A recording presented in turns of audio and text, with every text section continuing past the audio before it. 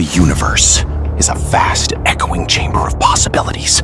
With billions of galaxies, each containing hundreds of billions of stars, the most haunting question humanity has ever asked is, are we alone? Today, we are breaking down a cinematic masterpiece that doesn't just show us aliens, it shows us ourselves. This is the 1997 epic, Contact. The movie begins with a breathtaking shot of Earth, but as we pull, Ted Arroway is her anchor.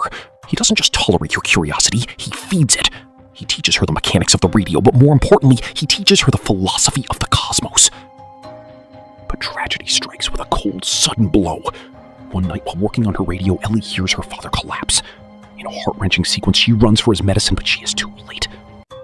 At the funeral, the priest tries to tell her that it was God's will, but Ellie, even as a child, refuses to accept an answer that cannot be proven. She doesn't want comfort. She wants the truth.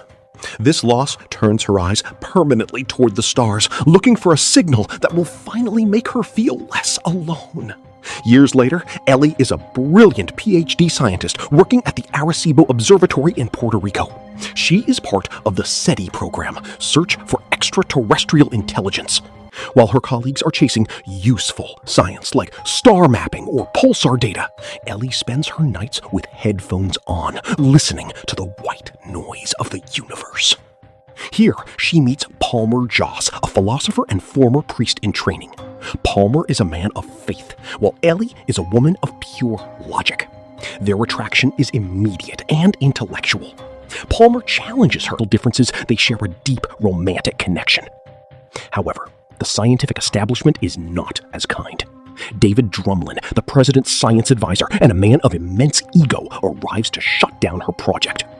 Ellie is kicked out of her lab, her dream shattered. But Ellie refuses to quit. She spends the next year in boardrooms, begging for private funding. She is rejected by everyone until she receives a mysterious call from Haddon Industries.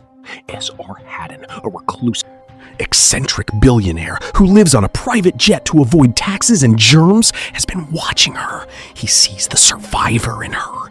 With his unlimited billions, Ellie moves her operations to the Very Large Array, VLA, in New Mexico.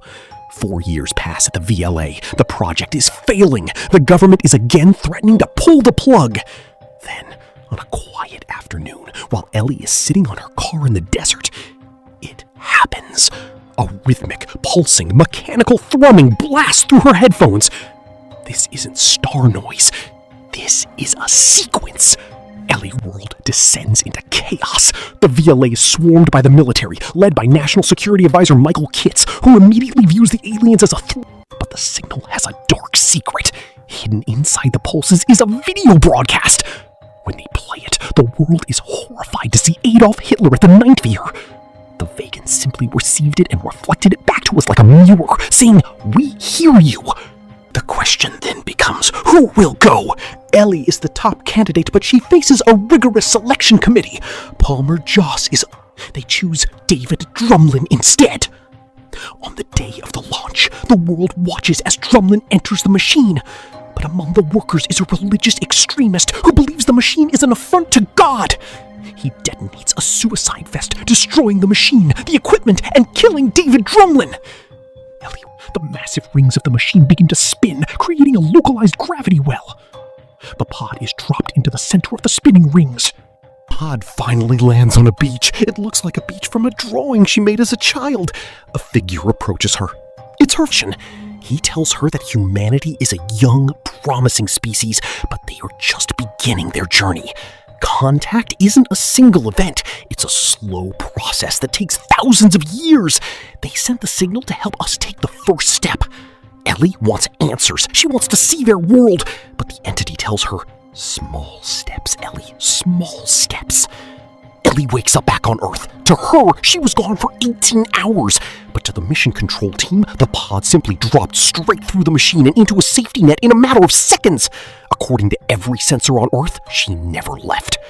A government hearing is held, led by a hostile Michael Kitts. He accuses Ellie and Haddon of pulling off the most expensive hoax in history. Because her camera recorded only static and there were no witnesses, Ellie is humiliated. Even Palmer Joss can't offer scientific proof, only his personal belief in her. Ellie is forced to admit that she has no evidence, only her experience. The irony is perfect. The scientist now has to rely on faith. As the movie ends, we see Ellie back at the VLA, sitting on the ground, teaching children about the stars. She is at peace. But in a final secret scene, 2 government officials are discussing the failed mission. One of them mentions a classified detail. Although Ellie's camera recorded only static, it recorded 18 hours of it. This is the proof. The pod was in the air for only seconds, but the internal clock of the camera ran for 18 hours. She did go. She did make contact. The truth is out there, hidden in the static, waiting for the next generation to find it.